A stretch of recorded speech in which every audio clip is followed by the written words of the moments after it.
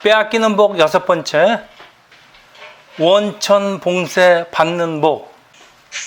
자, 창세기 26장 1절에서 13절입니다. 창세기의 주인공 아브라함, 이삭, 야곱 그리고 요셉은 한 집안 사람입니다. 4대로 이어지는 아브라함의 한 혈통이지만은 그들의 성격과 삶은 완전히 다 판이하게 다릅니다. 그 이유가 무엇일까요? 저는 이게 굉장히 궁금했습니다. 근데 요즘 좀 알 것 같아요. 자식은 단순히 아버지의 복제품이 아니에요. 어머니로부터 받은 유전자도 있다는 사실입니다. 그래서 이삭은 생각해 보니까 어머니 사라의 그 아주 조용한 성격을 물려받은 것 같고, 야곱은 아주 적극적인 그 어머니 리브가의 모습이 보여요. 그 부모한테서 양쪽에서 그 DNA를 받는다는 게 참 사람을 다양하게 만들어가는 그런 것 같아요. 하나님이 하신 일인데 참 오죽하겠습니까? 그렇죠? 그러니까 부모의 유전자 외에도 또 자란 환경이 나와 또 자라면서 받은 교육 역시 사람을 형성하는 중요 요인이죠. 아브라함은 아들 이삭과 75년, 손자 야곱과 15년을 함께 살았어요. 한 장막에서. 그래서 이 자손들이 아브라함을 인도하시는 하나님에 대해서 보고 듣고 배운 바가 있을 것입니다. 그래서 부전자전, 그 아버지의 그 아들이라는 말처럼 꼭 어떤 공통점이 이해하는 것은 당연해요. 그렇지만은 배운 것도 있고 닮은 것도 있으니까. 그런데 성경에서 보여주는 그들의 삶은 전혀 그렇지가 않아요. 자, 사람의 성격이나 행동을 지배하는 어떤 다른 요소가 없을까요?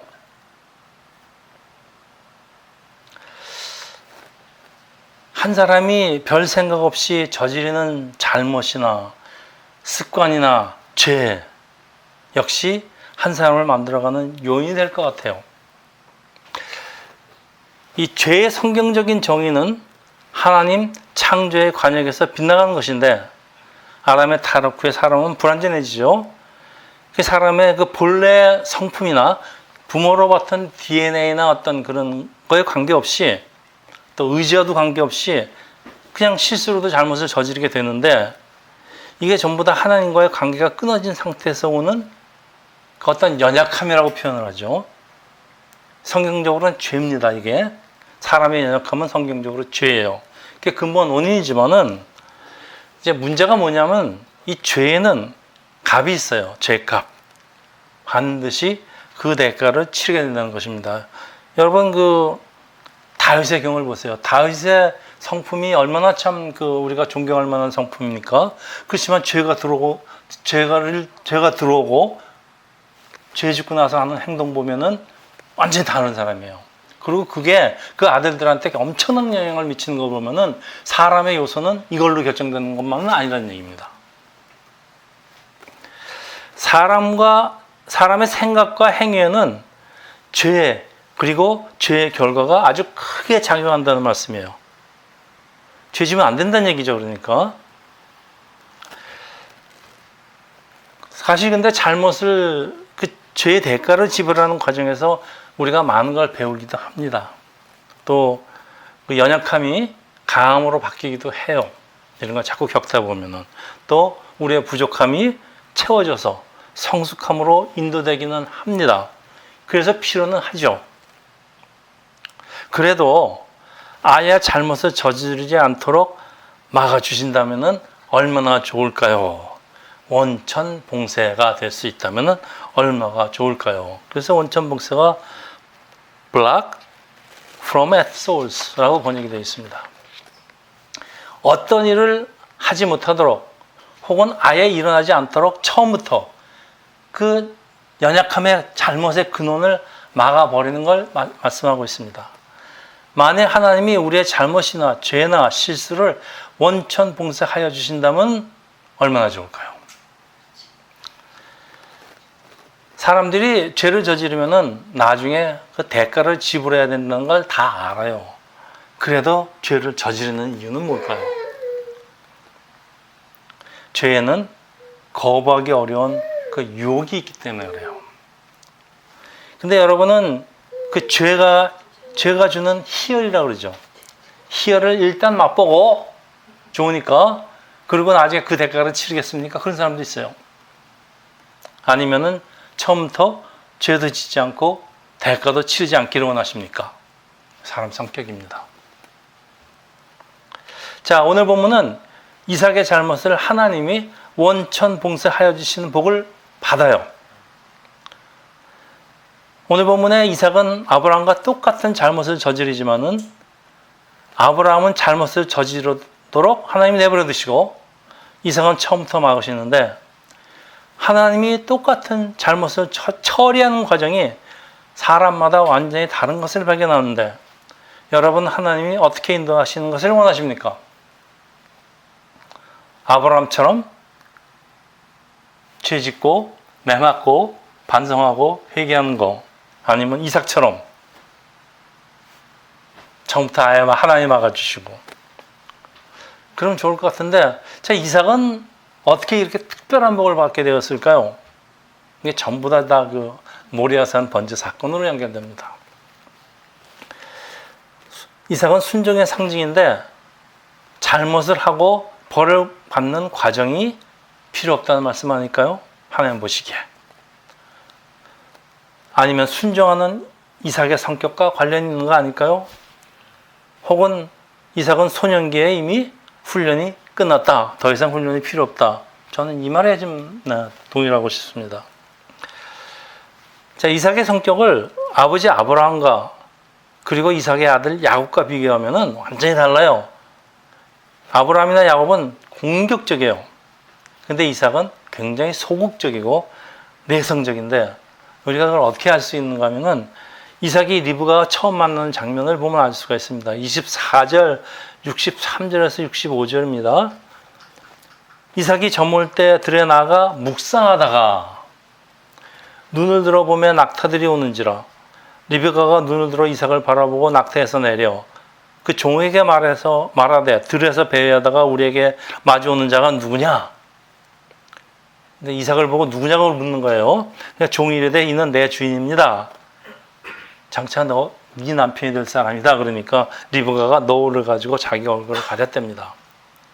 이게 첫 장면입니다.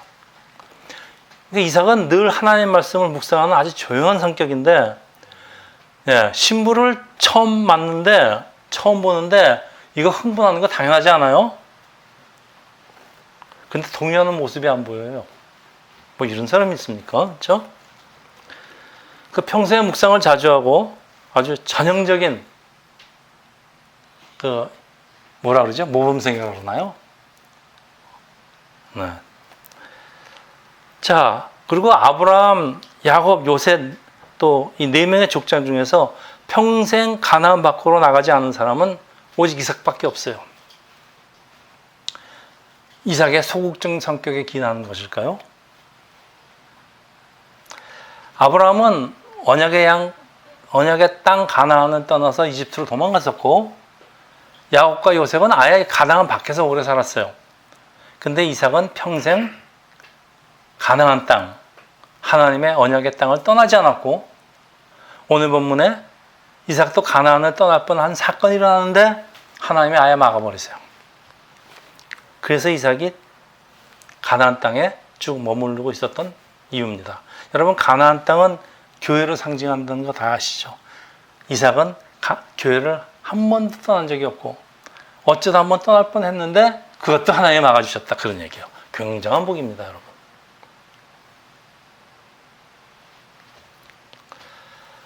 자, 오늘 본문입니다. 26장 1절에서 5절입니다. 아브라함 때 첫 흉년이 들었더니 그 땅에 또 흉년이 들매 이삭이 그랄로 가서 블레셋 왕 아비멜렉에 이르렀더니 여호와께서 이삭에게 나타나 이르시되 애굽으로 내려가지 말고 내가 네게 지시하는 땅에 거주하라. 이 땅에 거주하면 내가 너와 함께 있어 네게 복을 주고 내가 이 모든 땅을 너와 네 자손에게 주리라. 내가 네 아버지 아브라함에게 맹세한 것을 이루어 네 자손을 하늘의 별과 같이 번성하게 하며 이 모든 땅을 네 자손에게 주리라. 내 자손으로 말미암아 천하 만민이 복을 받으리니 이는 아브라함이 내 말을 순종하고 내 명령과 내 계명과 내 율례와 내 법도를 지켰음이라 하시니라. 여러분 오늘 본문을요, 요거를 이 땅을 떠나지 말고를 이 교회를 떠나지 말고를 한번 바꿔서 읽어보세요. 하나님이 우리가 교회를 떠나지 않았을 때 어떤 복을 주시는지 지금 하나님이 자세히 열거하고 있습니다. 그리고 오늘 찬호가 아멘 했습니다. 자, 성경에서 이집트는 세상을 상징하죠. 기근이 들어서 이집트로 도망간다는 것은 하나님 백성이 삶의 어려움을 만나니까 세상으로 도망갔다, 그런 뜻이에요. 근데 특이한 사실이 하나 있는데, 아브라함이 기근을 만나 이집트로 도망가는데 하나님은 그냥 내버려 두시고 결국 이집트에서 왕에게 아내를 빼앗긴 후에 다시 찾아오게 하지만, 찾긴 찾았지만 한번 뺏긴 거 아닙니까?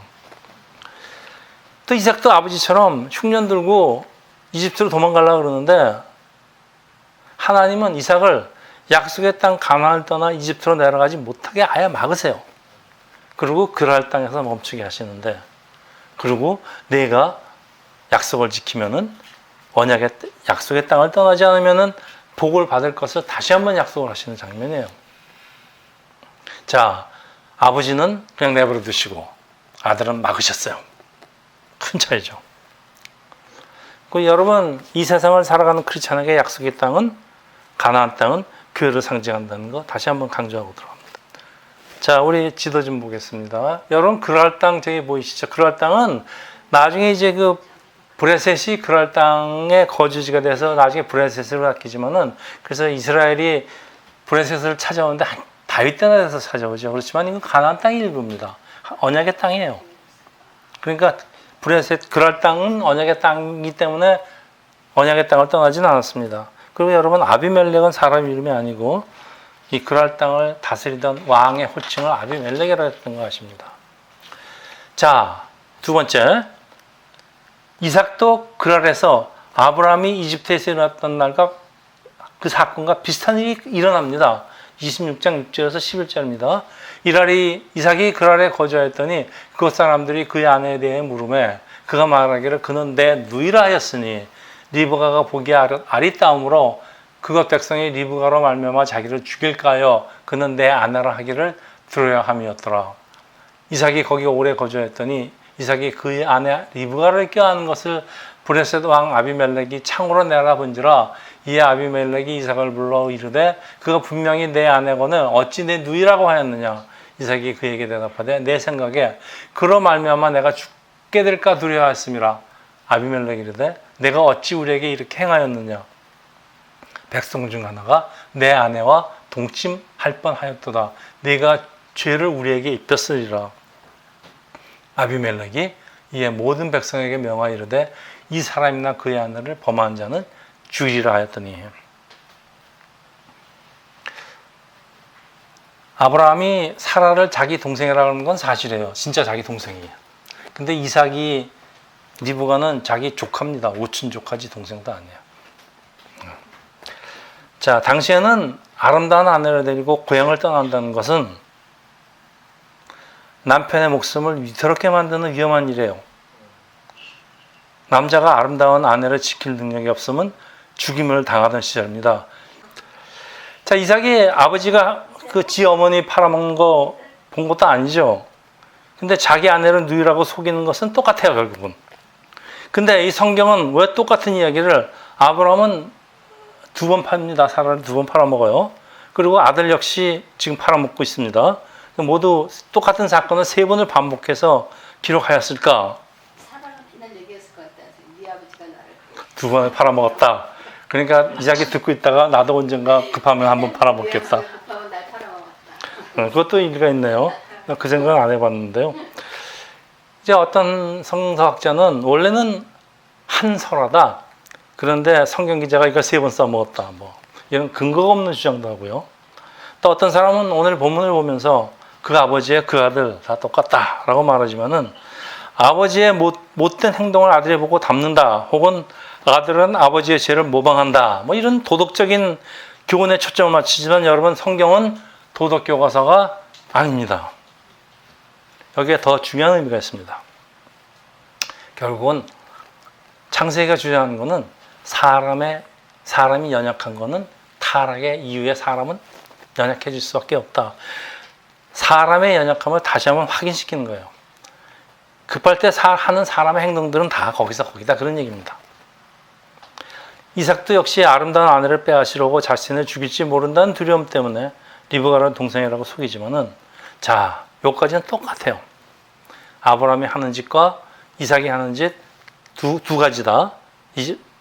가나안 땅을 떠나서 이집트로 가려는 건 똑같아요. 그리고 아내를 찾는 것도 똑같은데 아브라함과 이삭의 경우 다른 것이 있는데 그게 바로 오늘 본문입니다. 오늘의 설교 말씀입니다.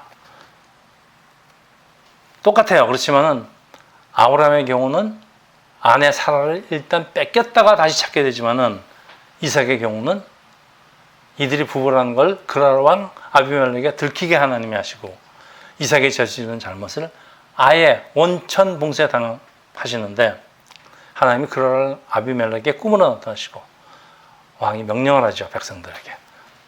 쟤들 부부니까 건드리지 말라고. 이게 다른데 이게 엄청난 차이입니다.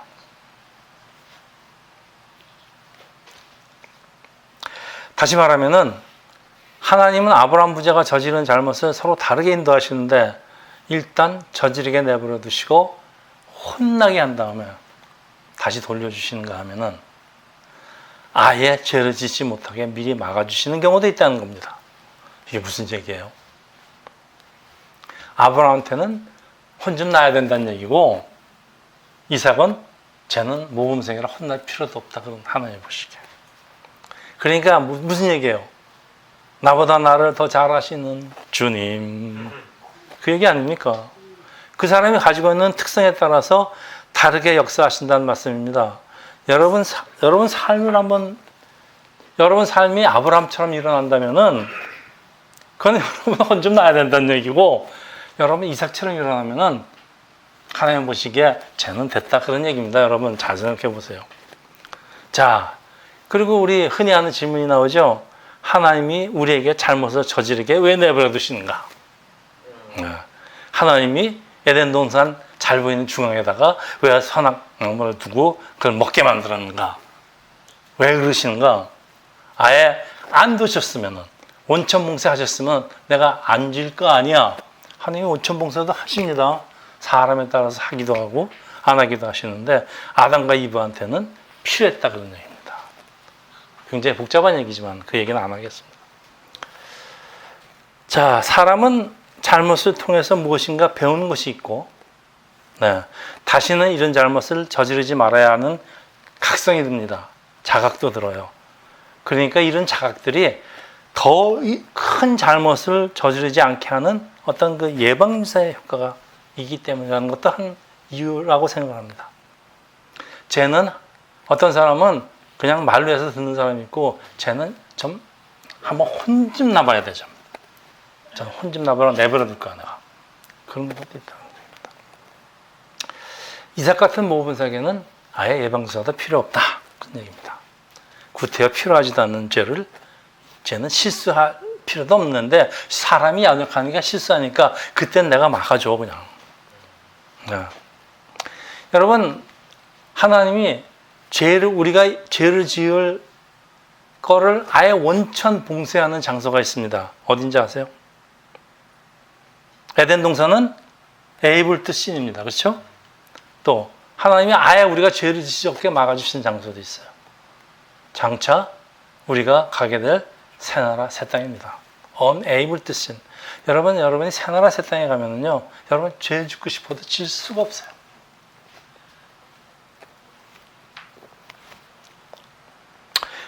다른 개성을 가진 사람들을 하나님이 다르게 인도하신다 그런 말씀입니다. 우리가 하나님에 대해서 또 한번 배우고 있습니다.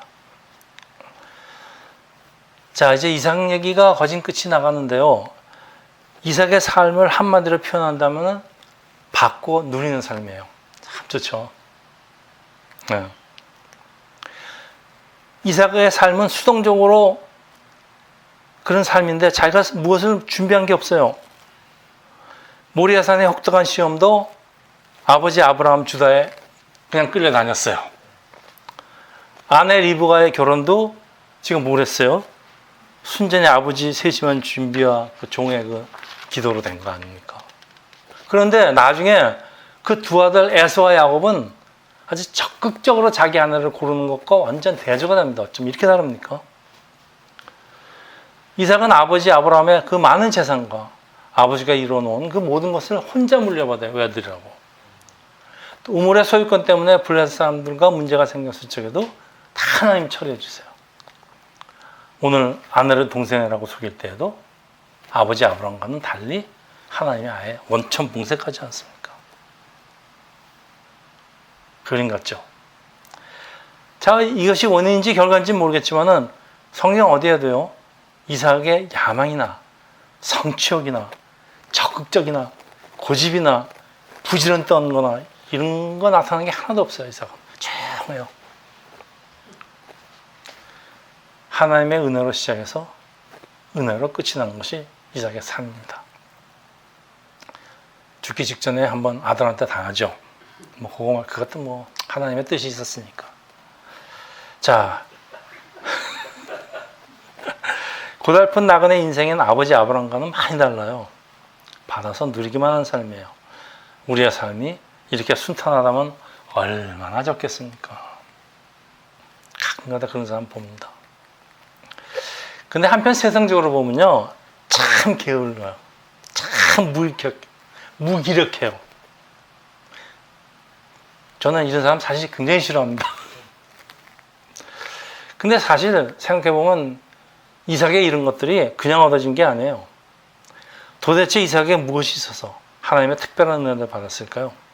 이삭에 뭐가 있었을까요? 철저한 순종이 있었습니다. 여러분, 이삭이 그냥 얻어준 게 아니에요. 자기가 목숨을 거는 순종이었습니다. 천사도 혀를 내두르죠. 아브라함아, 아브라함아. 그러죠. 이런 순종은 정말 목숨을 거는 순종이에요. 아버지에게 자신을 죽이라고 명령하신 하나님, 그리고 그 명령대로 자기를 죽이겠다고 덤벼드는 아버지로부터 반항도 안 하고 도망도 가지 않습니다. 이때 이삭은 사춘기 소년이었지만은 하나님과 아버지에게 어떤 계획이 있던 걸 철저하게 믿었으니까 순종했다는 얘기겠죠. 이 사람이 바보라 순종했겠어요. 믿음도 좋았다 그런 얘기예요. 좋은 믿음을 가지고 부모로부터 물려받은 좋은 믿음을 가지고 철저하게 순종했다는 얘기입니다. 이게 누가하고 닮았습니까? 예수 그리스도 아닙니까? 인생 초반에 치렀던 혹독한 시험을 믿음과 순종으로 아주 성실하게 통과함으로써 하나님한테 인정을 받았죠. 저는 틀림없네요. 은혜를 받았습니다. 참 이것이 바로 이런 순종이 철저하게 예수를 닮았다고 하는 거 아닐까. 많이 닮았습니다. 예수님. 이삭이 그 사건 후에 평탄한 삶을 살 수 있었던 이유입니다. 그래서 이삭 얘기가, 이삭이 사실 제일 오래 살았어요. 4명 중에. 근데 제일 짧아요, 스토리가. 왜냐하면 평탄해. 얘기거리가 없어. 말할 거리가 없어. 뭐 시비 걸 게 있어야죠. 네. 자, 그래서 오늘 본문이 우리에게 말씀하신 것을 요약을 해보면요. 첫째, 이삭은 아브라함의 잘못을 똑같이 반복은 하지만은 한다는 게 무슨 말인가 하면 부모의 좋은 점을 배우는 일보다 부모의 악과 연약함을 흉내내는 것이 훨씬 더 쉽다는 걸 우리한테 가르쳐 줍니다.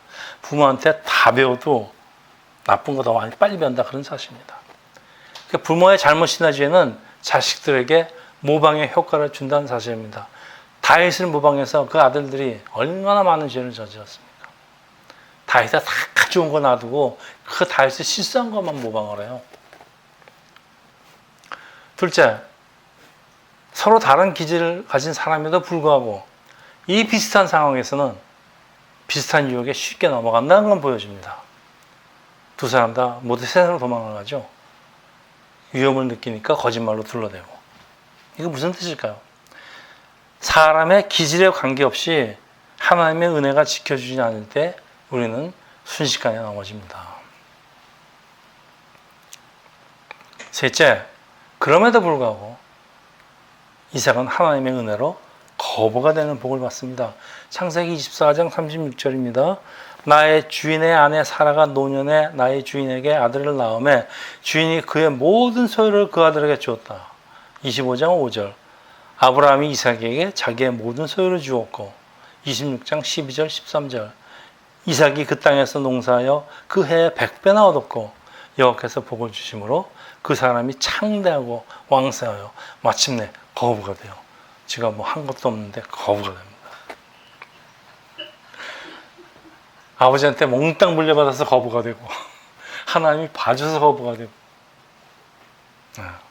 참 정말 부럽습니다.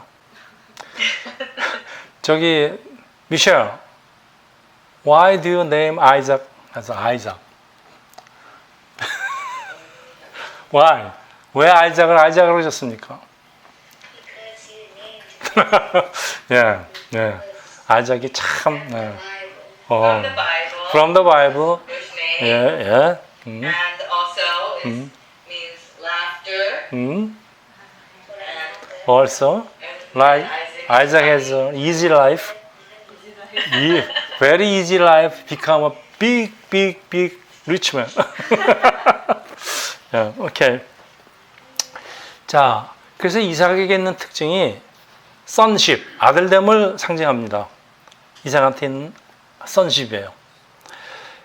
아브라함의 모든 소유를 이어받는 상속자가 되는 것처럼 믿음으로 말미암아 아브라함의 자손과 하나님의 자녀가 되는 우리 크리스찬 모든 상속자에게 똑같이 적용되는데 하나님의 자녀인 크리스찬은 하나님의 상속자입니다. 그래서 우리 정 목사님이 우리 아버지는 굉장히 부자야. 로마서 8장 17절이죠. 자녀이면 또한 상속자, 곧 하나님의 상속자로서 그리스도와 함께한 상속자이니. 여기까지는 참 좋아요. 근데 그 다음 구절, 우리가 그와 함께 영광을 받기 위해서 고난도 함께 받아야 할 것이니. 예. 히브리서 1장 2절입니다. 이 모든 날 마지막에는 이들을 통하여 우리에게 말씀하셨으니 이 아들의 만류의 상속자로 세우시고 그로 말미암아 모든 세계를 지으셨느니라. 여러분, 이삭이 아브라함의 모든 소유를 상속받듯이 우리도 하나님 아버지 집의 소유, 하늘나라의 모든 사실 보배가 우리 겁니다. 믿는 사람의 아들됨과 상속자를 상징할 뿐만 아니라 또한 하늘의 부르심을 예표하는 것 같아요. 자, 이제 말씀을 마치겠습니다. 하나님이 택하신 백성에게는 기본적으로 하나님이 베푸시는 특별한 보호가 함께합니다. 여러분도 비슷한 경험이 있었을 거예요. 여러분 이런 경험 없었어요? 여러분이 잘못을 하려고 그러는데 막히든가 뭐 이런 거 있었을 거예요. 네. 저는 예수 그리스도를 받아들이기 전에 하나님을 따랐을 리가 없습니다. 그렇죠? 그럼에도 불구하고 하나님이 보호하시고 죄를 짓지 않도록 원천 봉쇄한 일이 있었던 걸 제가 부인할 수가 없어요. 네. 또 젊은 시절에 저도 적지 않은 유혹과 싸웠습니다. 또 근데 유혹이 계속 오래 계속되고 커져감에 따라서 제가 감당할 수준이 넘어가는 순간이 오면은 그땐 죄를 짓게 되는 거예요. 근데 참 이상한 일들이 일어납니다. 꼭 무슨 이상한 일들이 일어나서 그 죄를 피할 수가 있었습니다. 예수를 영접한 후에는 제가 유혹과 싸우려고 많이 노력도 했습니다. 굉장히 노력을 했습니다. 물론 성령의 감동, 감화에 붙잡혀서 제가 뭐 옴짝달싹 할 수도 없었던 그런 적도 많이 오래 있었고, 또 한편으로는 제가 나는 하나님이 살아계신 거에 내 인생을 걸겠다 그런 말씀에 순종하겠다는 의지도 굉장히 강했죠. 하나님의 백성에게는 모두 하나님의 은혜와 보호하심이 함께하죠. 그렇지만 우리가 예수 그리스도 안에서 자라나고 이제 성령이 됐습니다. 우리는. 그렇죠? 이제는 죄와 싸우겠다는 결단이 필요해요. 제가 결단을 자꾸 여러분한테 강조하는 이유입니다. 하나님을 처음 믿기 시작한 이스라엘 백성에게 홍해를 그냥 갈라주세요. 먼저. 그렇지만은 40년 광야에서 성숙한 이스라엘에게는 먼저 안 갈라주세요. 요단강을 먼저 발을 딛고 디딘 다음에 그때 요단강이 갈라지는 걸 보여주십니다. 네, 차이입니다. 여러분은 40년의 광야를 상당히 많이 거쳤기 때문에 하나님 먼저 갈라주시지 않으십니다. 여러분이 갈라야 됩니다. 그래서 하나님이 성숙한 우리 사상교회에 요구하는 것은 어떤 상황에서도 하나님을 의지하는 것이에요. 그리고 우리가 이삭으로부터 배우는 것은 철저한 순종입니다. 우리 죽기까지 순종하는 겁니다. 여러분, 이삭이 부럽죠? 정말 부럽습니다. 그러면 하나님께 여러분의 인생을 올인해 보세요. 그리고 말씀에 순종해 보세요. 그리고 어떤 일이 일어나는지 네, 제가 개런티 하겠습니다. 기도하겠습니다. 할렐루야. 하나님 아버지, 오늘 이삭의 잘못을 원천 봉쇄하여 주신 하나님을 배웁니다. 우리는 연약해서 죄에 넘어지기 쉬운 저희들을 고백합니다. 할렐루야. 하나님 아버지, 저희가 하나님 손을 놓치기가 쉬운 것을 고백합니다. 하나님, 저희가 하나님을 놓치더라도 하나님 저희들의 손을 꼭 잡고 하나님이 하나님이 원하시는 그것으로, 영원한 그것으로 인도하는 사단교회 형제 자매들이 되기를 예수 이름으로 기도합니다. 할렐루야.